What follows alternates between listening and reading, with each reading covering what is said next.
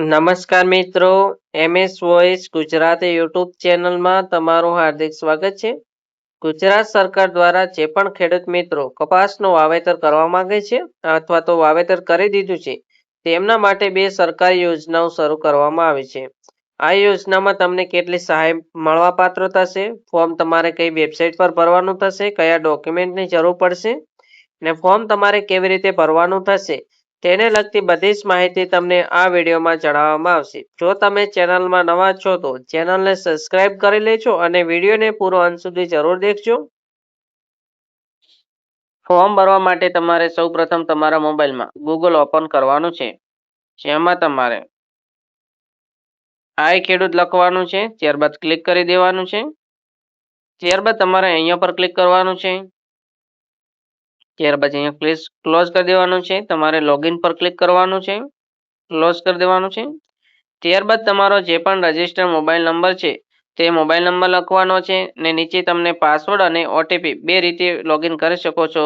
જો તમને પાસવર્ડ યાદ છે તો તમારે પાસવર્ડ પર ક્લિક કરીને પાસવર્ડ લખી દેવાનો છે અને પાસવર્ડ યાદ નથી તો તમે ઓટીપી પર ક્લિક કરશો એટલે તમારો જે પણ રજિસ્ટર મોબાઈલ નંબર છે તેના પર ઓટીપી આવશે ને તમે લોગિન કરી શકશો. ત્યારબાદ જો તમારે પાસવર્ડ પણ બદલવો છે તો પાસવર્ડ ભૂલી ગયા પર તમે ક્લિક કરશો એટલે તમારો પાસવર્ડ ચેન્જ થઈ જશે. ત્યારબાદ નીચે જે કેપ્ચા કોડ આપેલા છે તે કેપ્ચા કોડ તમારે અહીંયા પર લખવાનો છે. ત્યારબાદ તમારે લોગિન પર ક્લિક કરી દેવાનું છે. લોગિન થઈ ગયા બાદ એક આ પ્રકારની વિન્ડો જોવા મળે છે જેમાં તમને બે યોજનાઓ જોવા મળતી છે. ઇન્ટિગ્રેટેડ ક્રોપ મેનેજમેન્ટ, જેમાં ફોર્મ ભરવાની શરૂઆત 10 જુલાઈના રોજ થઈ ચૂકી છે અને 24 જુલાઈ સુધી તમે આઈ ખેડૂત પોર્ટલ પર અરજી કરી શકશો. આ યોજનામાં કપાસના પાકમાં સંકલિત વ્યવસ્થાપન માટે 90 બાય 60 સેન્ટીમીટર નિદર્શન માટે સહાય આપવામાં આવે છે. આ યોજનામાં તમને 14,000 રૂપિયા સુધીની સહાય મળવા પાત્ર થાય છે. તેવી જ રીતે એક બીજી પણ યોજના છે ક્લોઝ સ્પેસિંગ ટેકનોલોજી. આ યોજનાના ફોર્મ પણ 10 જુલાઈના રોજ ચાલુ થઈ ગયા છે અને 24 જુલાઈ સુધી તમે ઓનલાઈન ફોર્મ ભરી શકશો. આ યોજનામાં કપાસના પાકમાં સાંકળા ગાળે 90 બાય 30 સેન્ટીમીટર વાવેતરના નિદર્શન માટે સહાય આપવામાં આવે છે અને આ યોજનામાં તમને 27,000 રૂપિયા અથવા તો જે પણ તેનું બિયારણ છે તે તમને મળવા પાત્ર થશે. આ યોજનાનું ફોર્મ ભરવા માટે કયા ડોક્યુમેન્ટની જરૂર પડશે તો સૌપ્રથમ તો આધાર કાર્ડની જરૂર પડશે ને આધાર કાર્ડ સાથે મોબાઈલ નંબર લિંક પણ હોવો જરૂરી રહેશે. ત્યારબાદ બેંક ખાતાની પાસબુકની જરૂર પડશે, જમીનના 7/12ના ઉતારાની જરૂર પડશે. આટલા ડોક્યુમેન્ટ હશે તો જ તમે ફોર્મ ભરી શકશો. ફોર્મ ભરવા માટે તમારે અહીંયા સ્ક્રોલ કરવાનું છે. ત્યારબાદ તમારે અહીંયા અરજી કરો પર ક્લિક કરવાનું છે. ત્યારબાદ તમારે અહીંયા નીચે સ્ક્રોલ કરવાનું રહેશે. અહીંયા આગળ માટે ક્લિક કરો પર તમારે ક્લિક કરવાનું છે. ત્યારબાદ સૌપ્રથમ તમારે અહીંયા તમારા આધાર કાર્ડ વેરીફાઈ કરવાની વિગતો આવે છે જેમાં તમારે અહીંયા બોક્સ પર ક્લિક કરી દેવાનું છે. નીચે જવાનું છે જ્યાં તમને વેરિફિકેશન ટાઈપનું ઓપ્શન જોવા મળે છે. અહીંયા તમારે ક્લિક કરવાનું છે. તમને બે ઓપ્શન જોવા મળશે, બાયોમેટ્રિક અને ઓટીપી. અહીંયા જો તમારા આધાર કાર્ડ સાથે મોબાઈલ નંબર લિંક છે તો તમારે ઓટીપી પર ક્લિક કરવાનું છે. જો આધાર કાર્ડ સાથે મોબાઈલ નંબર લિંક નથી ને તમારે ફોર્મ ભરવું છે તો અહીંયા તમારે બાયોમેટ્રિક ઓપ્શન પસંદ કરવાનો રહેશે. ઓટીપી સિલેક્ટ થઈ ગયા બાદ તમારે અહીંયા સેન્ડ ઓટીપીનું ઓપ્શન જોવા મળશે, તેના પર તમારે ક્લિક કરવાનું છે. એટલે આધાર કાર્ડ સાથે જે પણ મોબાઈલ નંબર તમારો લિંક છે તેના પર એક 6 ડિજિટનો ઓટીપી આવશે. તે ઓટીપી તમારે અહીંયા લખી દેવાનો છે ને ત્યારબાદ તમારે વેરીફાઈ પર ક્લિક કરવાનું છે. વેરીફાઈડ ડિટેલ્સ તમે કરશો એટલે આધાર કાર્ડ મુજબ તમારું નામ, જન્મ તારીખ, તમારું સરનામું ને બધી વિગતો આવી જશે.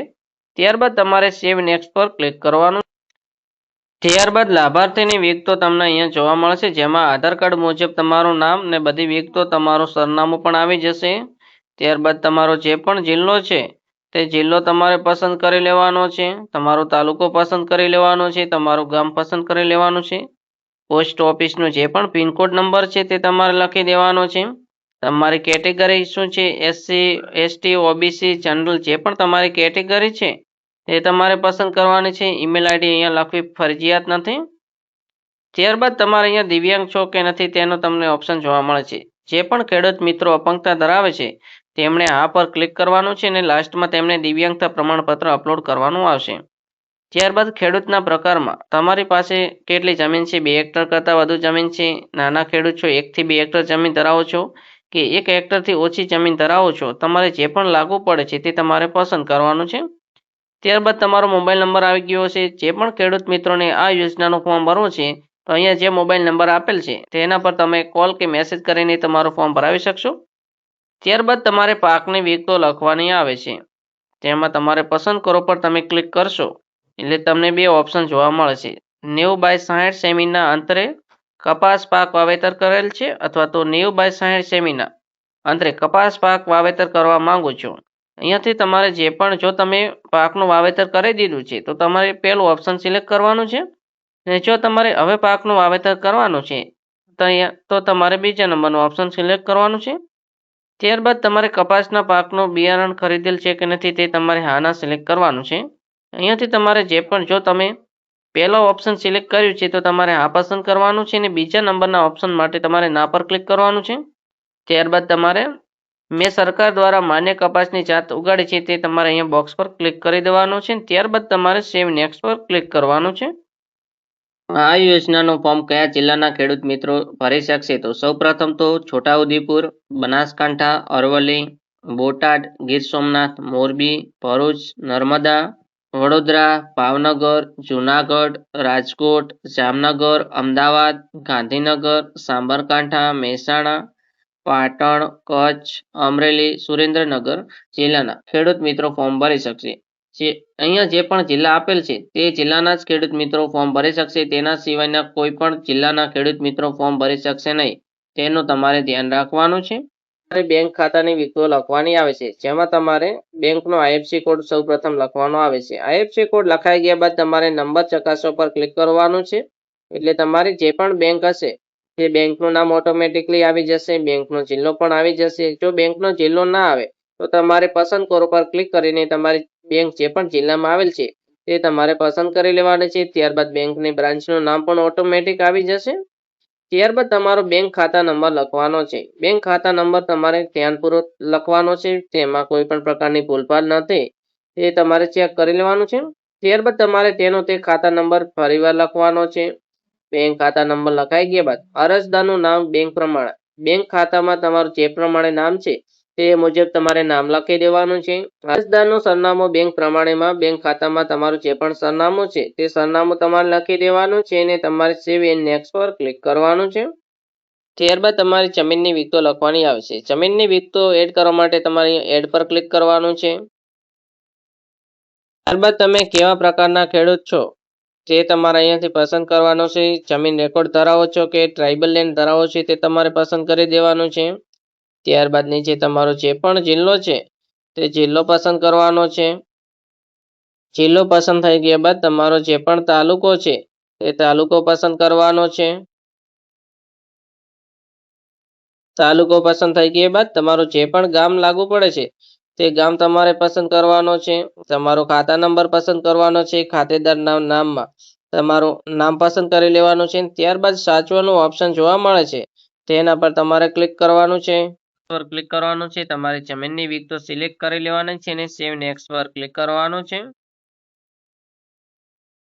ત્યારબાદ તમારે ડોક્યુમેન્ટ અપલોડ કરવાના આવે છે. અહીંયા એડ પર ક્લિક કરશો તો જે પણ ડોક્યુમેન્ટ અહીંયા ફરજિયાત માંગે છે તે તમારે પસંદ કરવાનું છે. સૌપ્રથમ તમારે અહીંયા આધાર કાર્ડ અપલોડ કરવાનું આવશે. ત્યારબાદ જે પણ મિત્રો દિવ્યાંગ છે તેમને દિવ્યાંગતાનો પ્રમાણપત્ર અપલોડ કરવાનો આવશે. આધાર કાર્ડ સિલેક્ટ કરી લેવાનું છે. ત્યારબાદ તમારો ફોટાવાળો આધાર કાર્ડનો ભાગ અપલોડ કરવાનો છે અને સરનામાવાળો આધાર કાર્ડનો ભાગ અપલોડ કરવાનો છે. તમારે સાચવો પર ક્લિક કરી દેવાનું છે. આધાર કાર્ડ અપલોડ થઈ ગયા બાદ તમારે અહીંયા સબમિટ પર ક્લિક કરી દેવાનું છે. સબમિટ પર તમે ક્લિક કરશો એટલે કપાસ સહાય માટે જે પણ યોજનાનો ફોર્મ છે તે ફોર્મ તમારે ભરાઈ જશે. માહિતી તમને ઉપયોગી થઈ છે તો વિડીયોને લાઇક કરી દેજો. આવી જ સરકારી યોજનાઓની માહિતી માટે અમારી ચેનલને સબસ્ક્રાઇબ કરજો. ચેનલની બેલ આઇકોન ઓન કરજો. બીજા પણ ખેડૂત મિત્રોને વિડીયો શેર કરજો જેથી તેઓ પણ આ યોજના વિશેની માહિતી મેળવીને પોતાનું ફોર્મ ભરી શકે. ને કોમેન્ટમાં તમારો અભિપ્રાય જરૂર જણાવજો.